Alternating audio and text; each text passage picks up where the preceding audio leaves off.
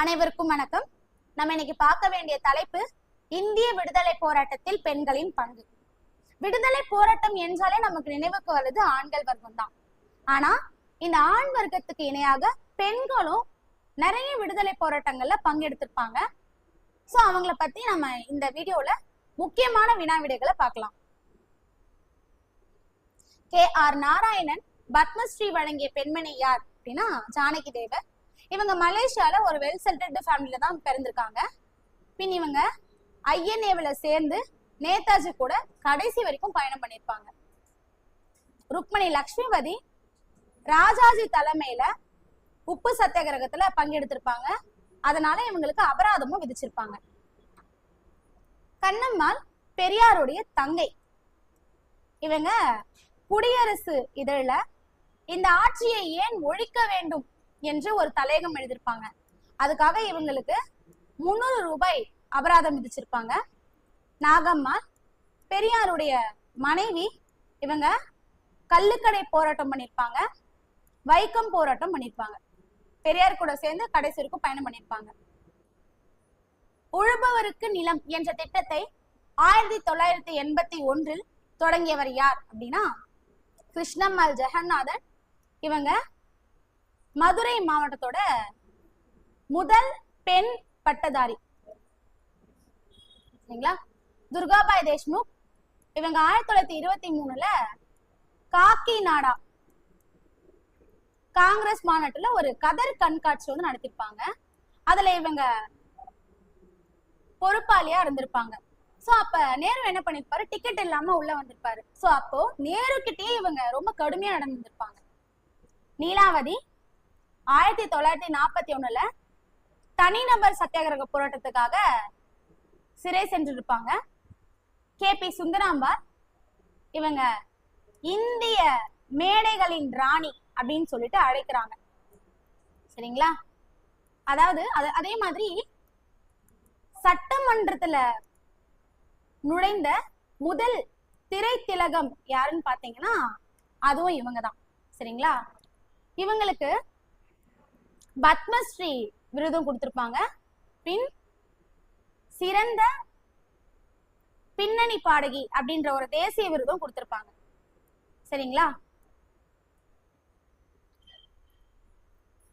தில்லையாடி வள்ளியம்மைக்கு செய்த சிறப்புகளில் பொருந்தாதது.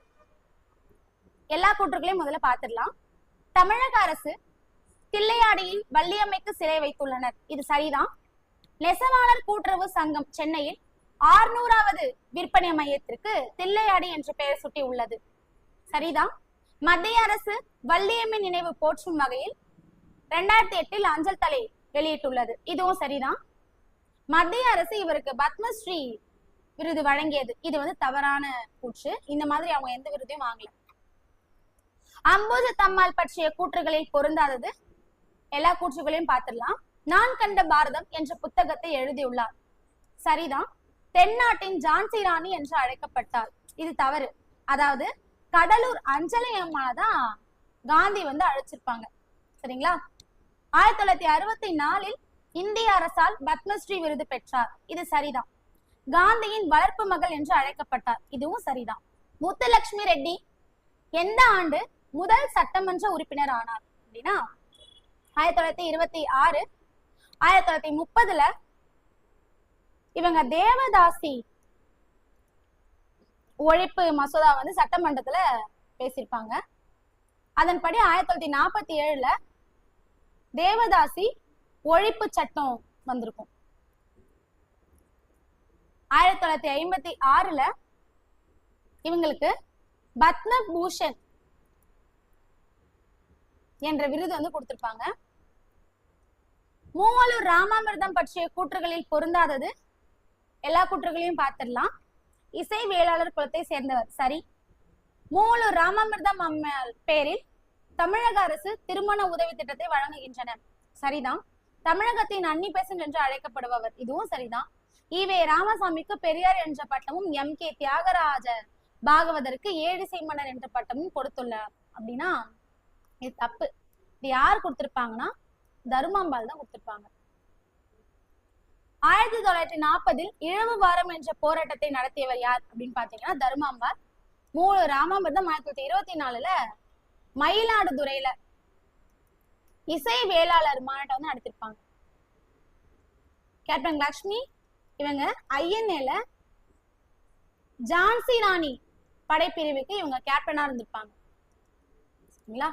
கோவிந்தம்மாள் ஐயாமுத்து இவங்க கதர் பணிக்காக தன்னை அர்ப்பணிச்சுட்டவங்க. சோ ராஜாஜி இவங்களை என்ன சொல்லுவாங்கன்னா கதர் என்றால் ஐயாமுத்து, ஐயாமுத்து என்றால் கதர் அப்படின்னு சொல்லி பாராட்டியிருந்திருப்பாங்க. வைமு கோதை நாயகி அம்மாள் எந்த இதழின் மூலம் பத்திரிகை துறையில் நுழைந்தார் அப்படின்னு பாத்தீங்கன்னா ஜெகன்மோகினி. இந்த 3 இருக்கு இல்லையா, உத்தமசீலன், தியாகக்கொடி, சோதனையின் கொடுமை, இது 3மே இவங்க எழுதின நூல். சரிங்களா? இந்த உத்தமசீலன் வந்து பாத்தீங்கன்னா கைதிகளுடைய வாழ்க்கையை பத்தி சொல்லுது. இந்த சோதனையின் கொடுமையும் கைதிகளுடைய வாழ்க்கையை பத்தி தான் சொல்லுது. தியாகக்கொடி வந்து பாத்தீங்கன்னா விடுதலை பத்தி சொல்லுது. பண்டித அசலாம்பிகை அம்மையார் பற்றிய கூற்றுகளில் பொருந்தாதது மகாத்மாஜி சேவா சங்கத்தை நிறுவினார். இது வந்து தப்பு. இது யார் பண்ணிருப்பாங்கன்னா வைமு கோதை நாயகி தான் பண்ணிருப்பாங்க. எதுக்கு பண்ணிருப்பாங்கன்னா பெண் விடுதலைக்காக இவங்க பண்ணிருப்பாங்க. மு ராகவையங்கார் எழுதிய திலகர் மான்மியம் என்ற நூலுக்கு சிறப்பு செய்துள்ளார். இது சரிதான். காந்தி புராணம் எழுதியுள்ளார். சரி. இக்கால ஔவையார் என திருவிக்கா இவரை புகழ்ந்துள்ளார். இதுவும் சரிதான். பத்மசாணி அம்மையார் நீல் சிலை அகற்றும் போராட்டத்தில் கலந்து கொண்ட ஆண்டு 1927. சோமயாஜுலு தலைமையில தான் இவங்க பண்ணிருப்பாங்க. 1930 இவங்க உப்பு சத்தியாகிரகம் போராட்டம் நடந்துட்டு இருக்கும் போது என்ன பேசிருப்பாங்கன்னா மதுரையில ஜான்சி ராணி பூங்கா அப்படின்னு ஒரு பூங்கா இருக்கும். அந்த பூங்கால என்ன சொல்லிருப்பாங்கன்னா இந்திய காவல் வீரர்கள் இருக்காங்க இல்லையா, அவங்க தன்னுடைய வேலையை ரிசைன் பண்ணிட்டு இந்திய தேசத்துக்காக போராடணும்னு சொல்லியிருப்பாங்க. சோ அதுக்காக இவங்களை சிறையில அடைச்சிருப்பாங்க. 1924 சகோதரிகள் சங்கம் நிறுவிருப்பாங்க. 1934 தன் சொந்த கிராமமான மூனன்பட்டியில தனக்கு சொந்தமா இருக்கக்கூடிய நிலங்களை ஆசிரமம் கட்டுறதுக்கு இவங்க கொடுத்திருப்பாங்க. இந்த வீடியோ உங்களுக்கு யூஸ்ஃபுல்லா இருந்திருக்கும் நம்புறேன். தொடர்ந்து நம்ம சேனலை ஃபாலோ பண்ணி எல்லா கொஸ்டின்ஸும் படிங்க. தேங்க்ஸ் ஃபார் வாட்சிங்.